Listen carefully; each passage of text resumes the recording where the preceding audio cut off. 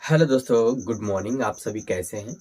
और आज से हम आप लोगों को कंजक्शन का यूज़ पढ़ाने जा रहे हैं। कंजक्शन का यूज़ आपके लाइफ में बहुत ही इंपॉर्टेंट है, तो आप उस पूरी वीडियो को आप देखेंगे। और सबसे बड़ी बात है कि आप कंजक्शन पढ़ेंगे तो दो बड़े बड़े सेंटेंसेस को जोड़ करके उसकी ट्रांसलेट इंग्लिश करना हो, चाहे बड़े बड़े सेंटेंस को इंग्लिश टू इंग्लिश ट्रांसलेट करना हो, दोनों के लिए बेनिफिट है। तब पूरी वीडियो देखिएगा, ठीक है? तो पहले कंजक्शन से हम स्टार्ट करने जा रहे हैं। लगभग मेरे पास 50 से 60 यानी 50 टू 60 कंजक्शन है, और उस कंजक्शन का हम लोग जो प्रयोग करेंगे ताकि हमको बड़े बड़े सेंटेंसेस को ऐड करने में यानी जोड़ करके करने में आसानी हो जाए, ठीक है? तो पहला है बट। बट का 3 मीन्स होते हैं, यानी 3 मतलब होते हैं। लेकिन पर परंतु होता है एक, ठीक है? दूसरा होता है सिवाय अलावा, हालांकि उसके जगह एक्सेप्ट भी यूज करते हैं, ठीक है? ठीक। यहाँ पे एक्सेप्ट की स्पेलिंग जो है ऐसे समझ लेते हैं, EXCEPT।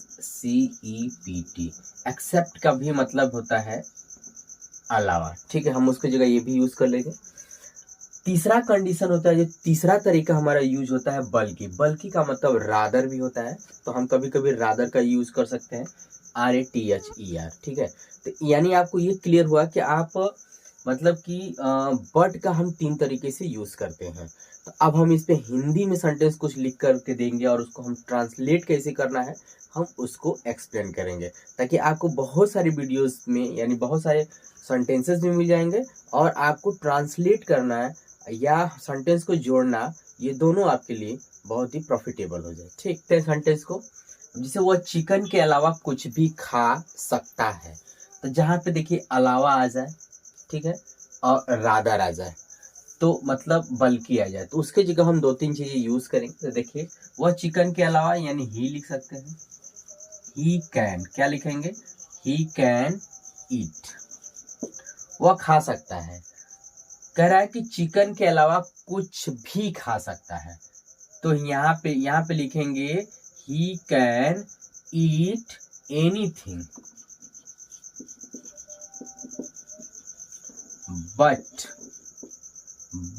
चिकन। समझ में आ रहा है? तो इस बट के जगह अगर अलावा है, अलावा के भी तो हमारा एक सेंस निकल रहा है, तो यहाँ पे एक्सेप्ट भी यूज कर सकते थे, एक्सेप्ट। यानी हम ये कह सकते हैं he can eat anything accept chicken. यानी हमारा कहने का तात्पर्य इस बट यानी जहाँ पे के का जो सिवाय या अलावा आ जाए, तो वहां पे अगर हम बट का यूज करना चाहें तो वो तो ठीक है, अदरवाइज अगर हम ना यूज करना चाहें तो हम एक्सेप्ट भी यूज कर सकते हैं। दूसरा है ये पेन नहीं बल्कि पेंसिल है, तो हम इसको लिख सकते हैं दिस की जगह इट लगा लेते हैं। It is not pen, it is not pen but pencil, ठीक है? इसका मतलब है कि यह पेन नहीं बल्कि पेंसिल है। यानी हम अगर बल्कि का अगर सेंस करें तो it is not pen rather pencil, यानी ये पेन नहीं बल्कि पेंसिल है। तो अब समझ में आया कि बल्कि और अलावा की जगह 2 वर्ड्स हमारे पास ऑलरेडी है, आप उसको भी यूज कर सकते हैं। अगर उन दोनों को नहीं यूज करना चाहें तो आप किसका यूज कर सकते हैं? केवल बट का कर सकते हैं। यहाँ पे देखिए संजय बेवकूफ नहीं बल्कि एक समझदार लड़का है, तो हम लिखेंगे संजय इज नॉट फुल, या नॉनसेंस भी कह सकते हैं, बट एक समझदार लड़का है, but he is a intelligent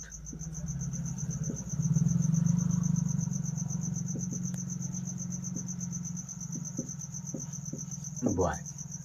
Sanjay is not fool but he is a sorry an, यहाँ पे एन लगा देंगे। एन क्यों लगा देंगे?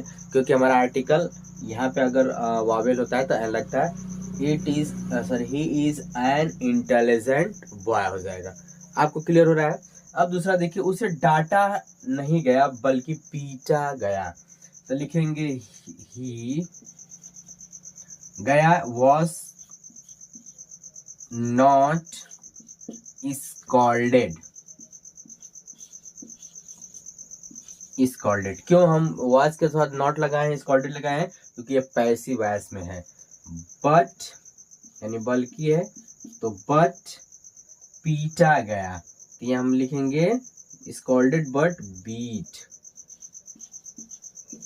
ठीक, अब इस बल्कि की जगह अगर आप लगाना चाहें तो ये वाला रादर का भी यूज कर सकते हैं, तो कह सकते हैं he was not scolded rather beat. I hope आपको समझ में आ रहा होगा। अब हम इसका एक और यूज है जो हमारे पास यहाँ पे चाहे तो स्क्रीनशॉट ले सकते हैं। एक यूज और है, वो क्या है? ये हमारे पास लेकिन, समझ में आ रहा है ना?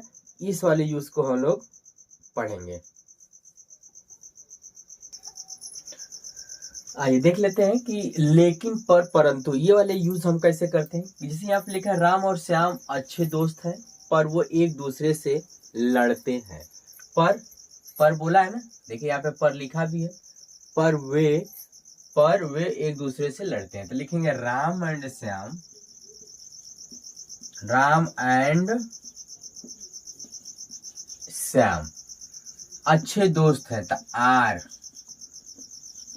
Good friends. But they fight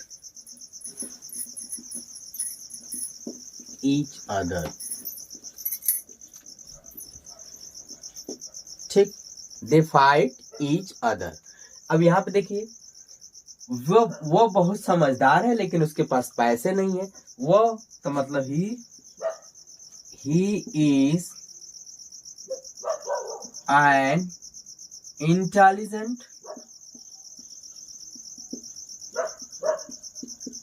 but, यहाँ पे लेकिन लिखा है ना, बट ही डजंट हैव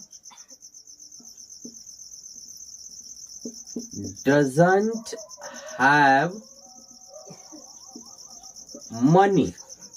समझ पा रहे हैं आप?